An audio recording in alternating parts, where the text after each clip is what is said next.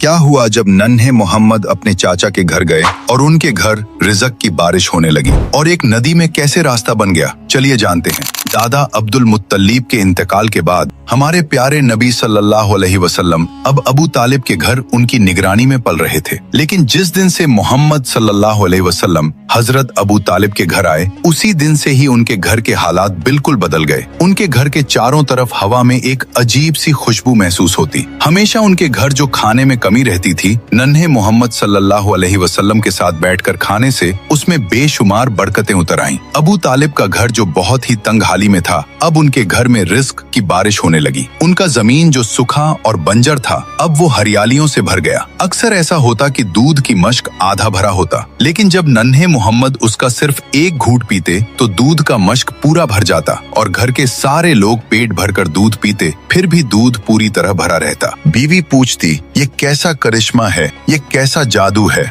हजरत अबू तालिब बोले, ये कोई करिश्मा नहीं, ये मेरे भतीजे मोहम्मद की बरकत है। अबू तालिब जब बच्चों को मोहम्मद सल्लल्लाहु अलैहि वसल्लम के साथ खेलते देखते तो उनके दिल में एक अजीब सा सुकून का एहसास होता। वो अपने दिल ही दिल में कहते, ये बच्चा अजीब है, अल्लाह ताला इस बच्चे को किसी बड़े काम के लिए तैयार कर रहा है। वैसे तो दादा हजरत अब्दुल मुत्तलिब का साया उठ चुका था, लेकिन उनके इंतकाल से पहले की वसीयत पूरी हुई। अबू तालिब ने उस वक्त से हुजूर सल्लल्लाहु अलैहि वसल्लम को अपने बेटे की तरह पाला और उनके लिए अपना सब कुछ कुर्बान करने को तैयार थे। और इस तरह नन्हे मोहम्मद की परवरिश अबू तालिब के घर होती रही। जब आप सल्लल्लाहु अलैहि वसल्लम की उम्र 10 साल हुई तो आप अपने चाचा जुबैर के साथ यमन की तरफ सफर के लिए निकले। गर्म रेगिस्तान की हवाओं में काफिले के कदम धीरे धीरे यमन की तरफ बढ़ रहे थे, लेकिन रास्ते में एक अजीब वाकया हुआ। एक वादी में एक ऊंट लोगों को गुजरने से रोक रहा था। जब उस ऊंट ने आपको देखा तो अपना सीना जमीन पर रगड़ने लगा, तो आप अपने ऊंट से उतरकर उस ऊंट पर सवार हो गए और जब वादी के दूसरे तरफ पहुंचे तो आपने उस ऊंट को छोड़ दिया। जब आप काफिले के साथ सफर से वापस लौटे तो देखा कि वो वादी पानी से भर गया है। आपने काफिले वालों से कहा, सारे लोग मेरे पीछे पीछे आ जाओ। जब आपने उस वादी में अपना पहला कदम रखा,